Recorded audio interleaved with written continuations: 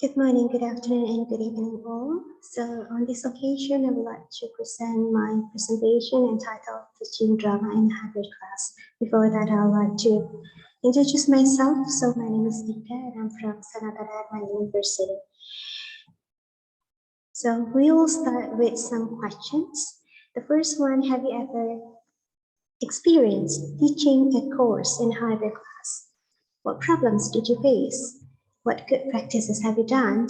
What subject did you teach? Or have you had an experience teaching literary subjects in a hybrid mode? So this presentation tries to answer those questions. So I would like to underline some problems, good practices, and student engagements here. So the students' engagement and good practices, including the problems, are based on the answers of the questionnaire that are distributed, and it included cognitive, behavioral, emotional engagement, motivation, and time management. So hybrid class, let's define it first before we go further. So a hybrid classroom can be defined as a classroom where some students attend class on campus and other individuals attend the class virtually from the place where they choose. In short, the term hybrid refers to synchronous instructions of both remote and face-to-face students. So it's clear that we have on campus and virtually, and also synchronous instruction. So these are great hybrid classes because they have big screen, and as you can see here, someone is trying to operate the camera. Well, this is my class. So our class is a hybrid class, but we don't have any big screen like that, like TV, and we don't have we don't have someone to operate the camera. So we tried our best so that the class could run well. Okay, so the method of this study was conducted through an online survey where participants were given a link of Google Form. A written questionnaire was constructed by applying a theory from Krasnik 2018. It contains students' gender and age, good practices, problems, students' engagement, and students' motivation and time management. So data were gathered anonymously, and the theory of hybrid learning experience as a distraction that was proposed by Xiao et al. Was applied to classify the results. So the classification of the results was based on Xiao's theory. The researcher also selected some significant answers which could represent other answers which had the same opinion. So as you can see here, these are the participants. So 40 female and 17 male, and the range of their age you can see start from 19 and 38. So the problems here, the first one is about technological problems. It's about audio, so improve audio quality, amplify the audio, the voice is not heard, connection like that. So audio, the voice, and connection refer to technological problems. And the second one is the lecture skill. So the skills of using new media or tools. I think the media should be added so that we who attend the class online through Zoom meeting could see and probably also interact with friends who attend the class offline.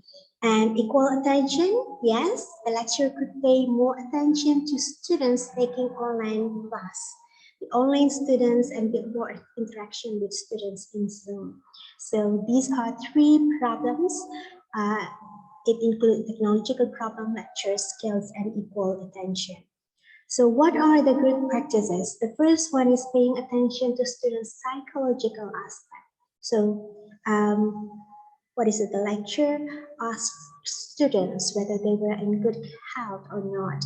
And drama activities here, so in hybrid class, we can also conduct some activities including game or demonstrate action of drama, or we can also have dramatic reading for bridging the students in the class who attend the class face to face and also online. And the third is maintaining interaction and health protocol here. So the students interact in the class, whether in Zoom or real class, because of those drama activities, and also maintain positive atmosphere.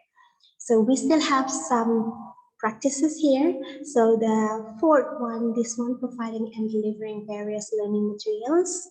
So here we have various activities, like good activities, like materials, different one, quiz, lesson plan, practice drama, and provide materials in various media like PPT, YouTube, or PDF file. And promoting students' right, students considered as a good practice because lecturer could pay attention to both online and offline students, and also constant interaction between the people at Zoom and those in the face-to-face class. And sometimes the lecturer asked also whether students who attend the class online understand the material or not. So furthermore, the lecturer's decision to allow students who wanted to join face-to-face class was also appreciated. So we have three engagement here, three kinds of engagement. So cognitive, behavior, and emotional. For cognitive engagement, some answers from the students. I always do my tasks on time by working carefully and diligently during my tasks. I read the material before or find the references, learning independently, taking some notes, self-regulated learning, read the material before, look for other information and wake up early. So they try to engage in the class, especially for the cognitive aspect. And for the emotional here, students appreciate, attend, and then like turn on their camera. Trying to engage not only physically, but also they include their thought, pray, relax, focus also, and follow the learning activities. For behavior engagement here, so students answer the questions or gave reactions. They also discussed with friends, listen to or take notes of lectures explanation, keep trying to be active, actively participate in the manner, read, listen, and do the activity. So not only lecture, but also students try to engage cognitively, behaviorally. So yeah, the engagement is also important.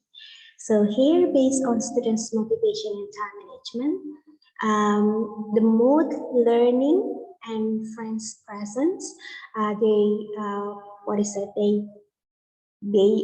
were motivated from the mode of their learning and also the presence of their friends. Excited to meet my friends like that, offline and online, and because of the subject also, because it talks about drama and personal interest here. Want to know deeper, know the importance. They can also choose, so it was flexible enough. They also, got the motivation from the lecture, the dynamics of the class also. Yeah, but basically there were 4 students who felt unmotivated for attending the class, although there were 53 students who felt motivated. So here, it was performed in their answer when they did some action to manage their time. So based on the time management, they made a schedule, they made some checklists, like to-do lists, and they prepared, they prioritized college staff, and they did not postpone, and they tried to be disciplined, and like they had a planned, so they planned it ahead.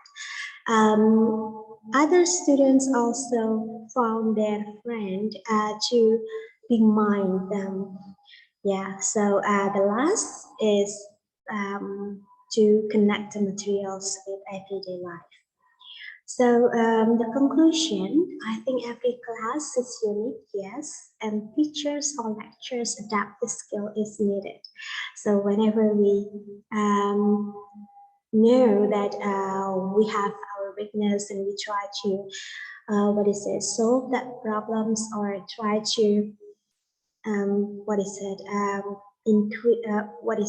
to um, decrease our weakness like that. So one of the ways is through listening students' feedback, yes, of the implementation of a hybrid learning so that educators can learn and improve the quality of their teaching and learning processes. And for future research, studies of teaching art or humanities subjects in a hybrid class can be conducted since this kind of learning mode will be continuously applied although the pandemic is over. So thank you. Have a great day.